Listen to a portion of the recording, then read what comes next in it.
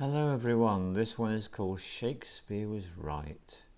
So it was Shakespeare that said that all the world's a stage and that we are simply actors stepping onto the stage, taking our entrances when we're born and our exits when we die. And I'm just taking my entrance into what for me is a great delight.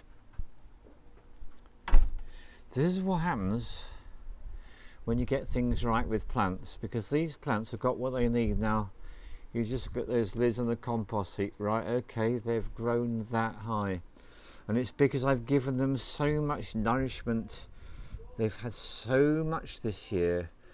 I mean, they've had years of me filling with the compost. The compost bins, if I was to open them up, is absolutely heaving with worms, and they're busy digesting all the waste matter that we put in there from our vegetables, our juices, everything else. But just look at this plant. I mean, I'll take you through it. So we're starting here, right, and it goes all the way along like this, and these are nasturtiums. They're also called East Indian cress in Dutch, Oost-Indische kers, and you can see the flowers. Now the leaves themselves contain something which is antibacterial, so they're actually medicine. The flowers make a beautiful addition to a salad. You can see a bit of ruby chard growing up here in between, and when the flowers have produced seeds, then you get what is called poor man's capers. And in fact I can see a tiny one down there. Yeah, that's it, that's a poor man's caper. So you can put those into a mixture of Himalayan salt and vinegar, and you can have capers for your pizzas, which is a really lovely thing to do. But this is just a tiny little backyard garden, and it's not even proper, because underneath the soil, if you go about 2 feet, you'll find it's all concrete. So this is a garden that's really struggled, and yet just look how well it's done. And everything here is edible, from the nasturtiums to the sage to the marjoram, which are the flowers there, the strawberry plants, which gave a lot this year. There's a comfrey in the back there, all sorts. And what I love about plants is that when you get it right, they say, come on, we're going to show you how amazing we can be.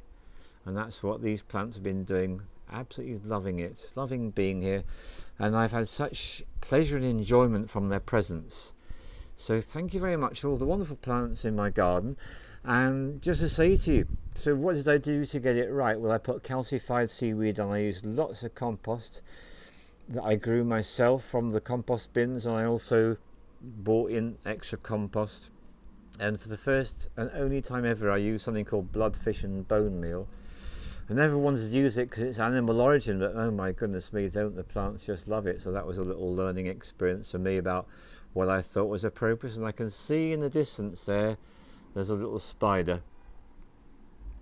There it is, and my garden is full of spiders. There it is, centre of the screen on top of that little leaf. I love the fact that this is a place that is enjoyed by me and by many others too. And what is really great is to think that this whole massive vegetation is actually only 3 plants.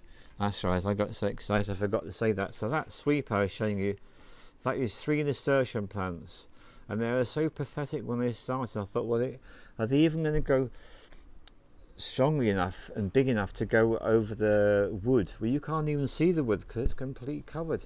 And these are going to keep on enlarging it all the way through until the first frost, and when the first frost comes, look all the way to the door, so determined, then that'll be it for them.